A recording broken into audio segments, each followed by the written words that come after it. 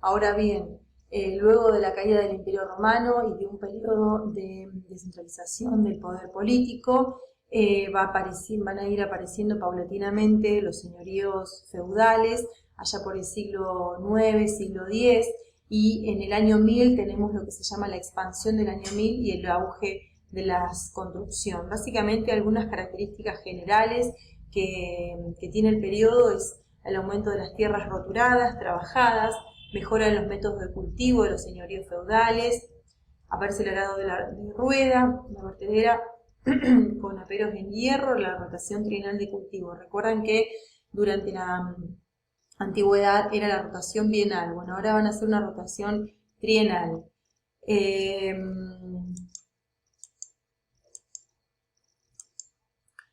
Algunas también características de esta expansión del año 1000, esta expansión feudal, es el crecimiento demográfico como consecuencia de un periodo de relativa paz, de mejor calidad, por así decirlo, calidad de vida, hay una mejor alimentación.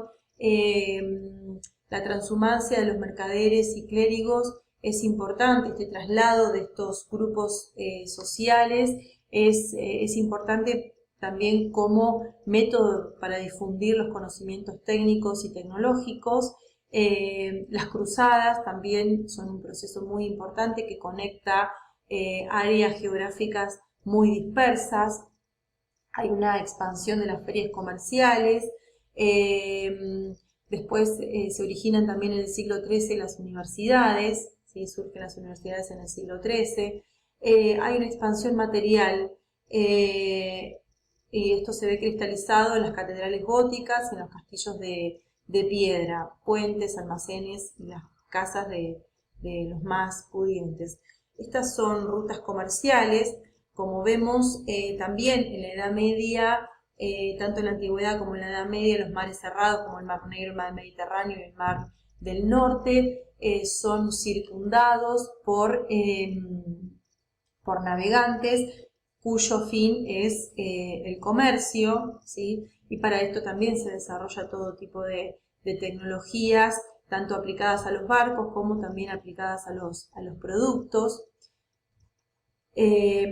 Aquí vemos algún autor, por ejemplo, Le Goff, es el autor que dice que la cristalización material de la expansión feudal del año 1000 es justamente las catedrales góticas, ¿sí? Que aún siguen en pie en buena parte de Europa, ¿sí? En primer lugar tenemos una imagen de un castillo del siglo XIII, después catedrales, ¿sí? En Francia, catedrales góticas. Esto también lleva a un desarrollo muy sofisticado de conocimientos para poder realizar la construcción justamente de estas catedrales. Como les había comentado en un primer momento, se conoce o se considera que la Edad Media fue una edad oscura, donde prácticamente pasa inadvertida, pero bueno, no fue así. ¿Por qué? Porque tenemos grandes inventos y desarrollos tecnológicos en la Edad Media. Los desarrollos tecnológicos que van del siglo V al siglo IX están todos relacionados con la agricultura y la ganadería, difusión del molino de agua, del arado, de la rotación trienal, de herraduras, de collar de tiro en los caballos y el enganche de fila.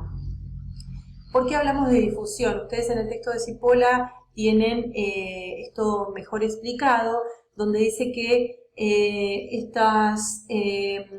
estos inventos fueron realizados en otros espacios, en otros lugares, como en Persia, en Oriente Próximo, y los europeos fueron paulatinamente adoptando estos diferentes inventos y los fueron perfeccionando. Los inventos más importantes, los desarrollos más importantes, los tenemos del siglo II al siglo XIII, ¿sí? Y que ya no tienen que ver con el ámbito rural. y con el desarrollo de la agricultura y la ganadería. Sino que, por ejemplo, tenemos un perfeccionamiento en lo que es la navegación, con el tema del desarrollo y el perfeccionamiento de brújulas, de clepsidras, cartas náuticas como los portulanos, tablas trigonométricas para la navegación, y se adopta también el timón de popa sobre la línea de nave.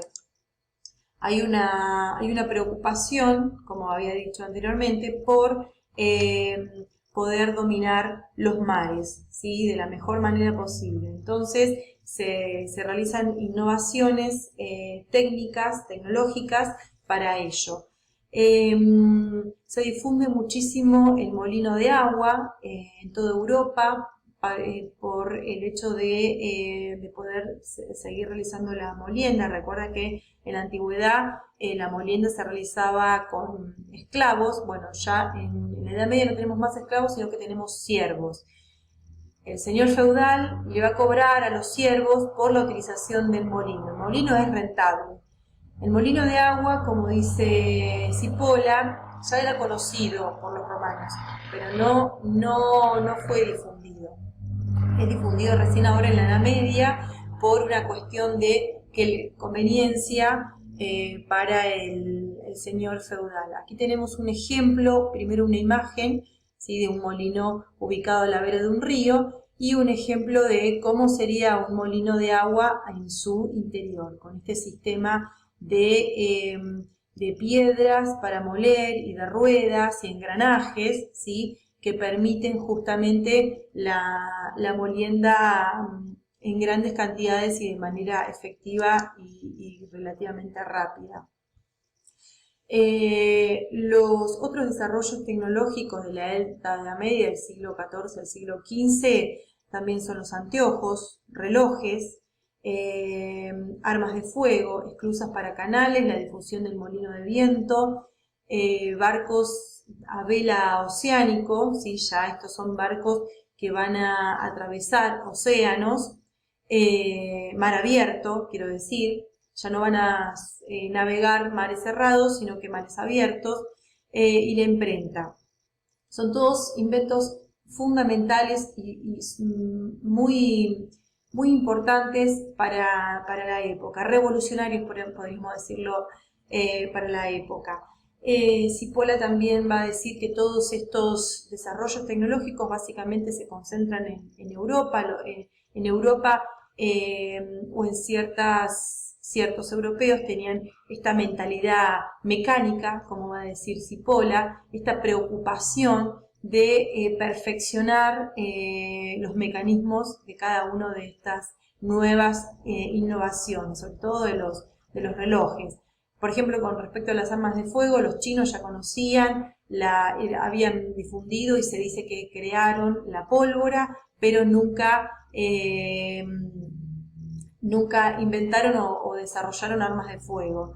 Después los barcos van a seguir siendo perfeccionados, va a haber una combinación de las velas cuadradas, nórdicas y triangulares latinas para poder atravesar los océanos y los fuertes vientos, ¿sí? Sobre todo los fuertes vientos alisios, que siempre llevaban al hundimiento de los barcos cuando llegaban hasta la zona donde se producen los mismos.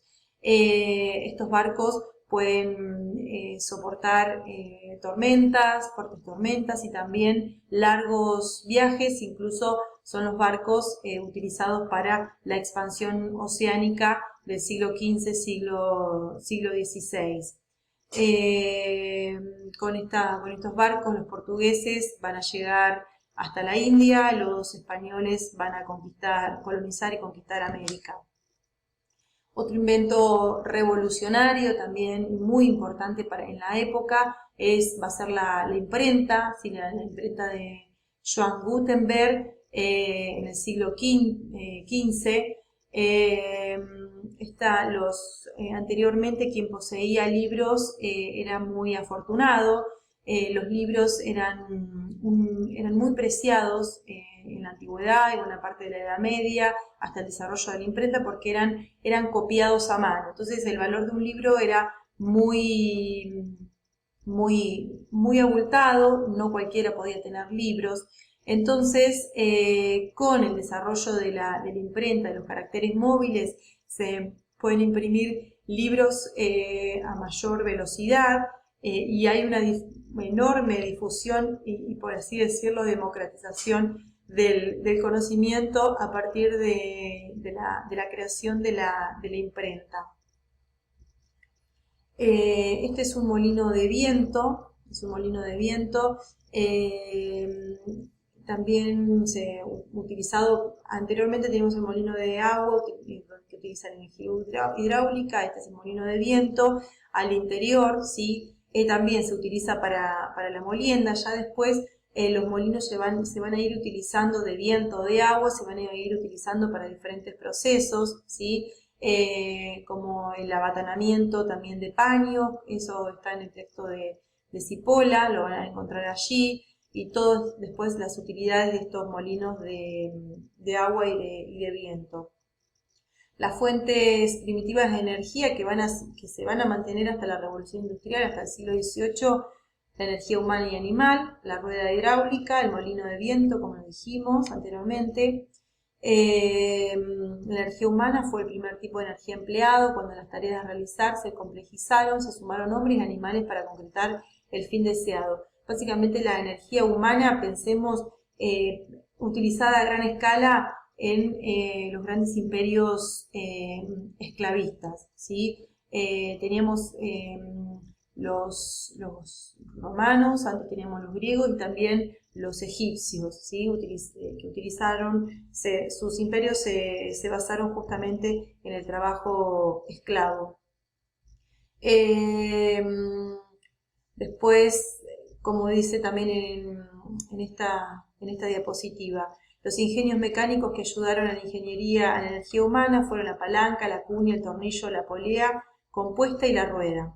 Aquí tenemos un ejemplo de armas de guerra, también de la utilización de estas energías, de fuentes de energías primitivas, la rueda hidráulica, otra imagen del funcionamiento de la misma, y el molino de viento real. Bueno, espero que les haya servido esta clase también y nos seguimos encontrando por este medio.